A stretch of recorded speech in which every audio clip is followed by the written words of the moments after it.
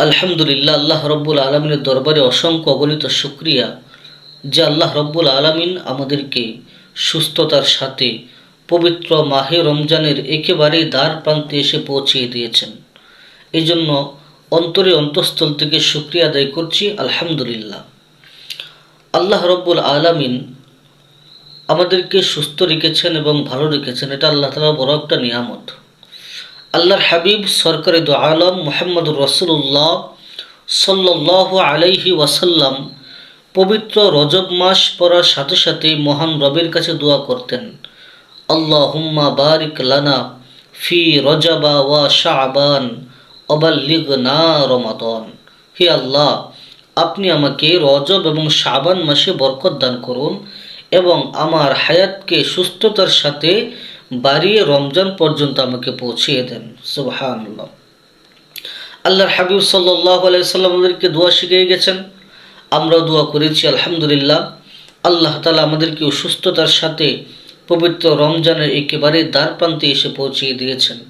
আর দু একদিন পরেই পবিত্র রমজান মাস শুরু হতে যাচ্ছে। এই মাসটা অনেক বরকতময় এবং ফজিলতপূর্ণ।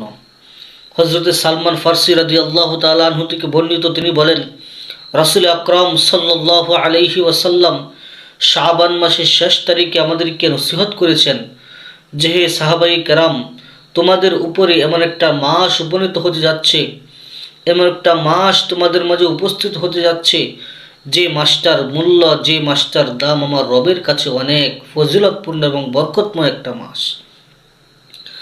এই মাসটা হচ্ছে সবরের মাস, এই মাস হচ্ছে সহানুভূতির মাস। এই জন্য তোমরা এই মাসে আল্লাহ তাআলার উপরে ধৈর্য ধারণ করবা, সবর করবা এবং সবরের বিনিময়ে, ধৈর্যের বিনিময়ে তোমরা আল্লাহ তাআলার কাছ থেকে জান্নাত ক্রয় করে নেবা। এই মাসটা হচ্ছে সহানুভূতির মাস। তোমরা মানুষের সাথে ভালো আচরণ করবা, ভালো ব্যবহার করবা, তোমাদের আমলগুলোকে তোমরা পরিবর্তন করবা, তোমাদের আমলগুলোকে তোমরা সংশোধন করবা। রমজানের বাহিরে তোমরা যে বদ আমলগুলা করতে, রমজানের আসার সাথে সাথে তোমরা বদ আমলগুলাকে পরিহার করে ফেলবা এবং ওই বদ আমলগুলাকে নেক আমলের মাধ্যমে সাজিয়ে নিবা। রমজানের বাহিরে তুমি নামাজ পড়তে না, রমজান আসার সাথে সাথে তুমি নামাজকে ধরে ফেলো, কারণ রমজান আসে পরিবর্তনের জন্য। আল্লাহর হাবিব বলেন, হে সাহাবাই কেরাম, তোমরা পবিত্র রমজান মাসে কোনো মানুষের পরিবর্তন দিকে হাসাহাসি করিও না, তাকে নিয়ে ঠাট্টা বিদ্রুপ করিও না, কারণ জেনে রাখিও রমজান আসে মানুষের পরিবর্তনের জন্য। যদি একজন মানুষ রমজানের বাহিরে নামাজ না পড়ে থাকে, রমজান আসার পর যদি সে নামাজ ধরে, 5 ওয়াক্ত নামাজ নিয়মিত পড়ে, মসজিদে আসা যাওয়া করে, তাকে নিয়ে তোমরা ঠাট্টা বিদ্রুপ করিও না।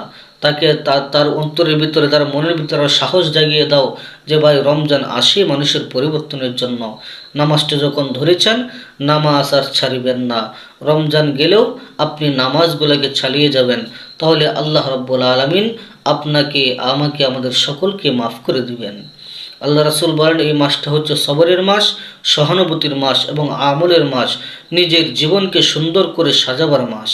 আল্লাহ রাব্বুল আলামিন যেন আমাদের প্রত্যেককে পবিত্র রমজান মাসের ওসিলায় আমাদের পিছনের সমস্ত গুনাহ খাতাগুলোকে মাফ করে দেন এবং আমাদের জীবনটাকে যেন আমরা আরও সুন্দরভাবে সাজাইতে পারি, গোছাইতে পারি। আল্লাহ রাব্বুল আলামিন যেন তৌফিক দান করেন। আমিন ইয়া রাব্বাল আলামিন।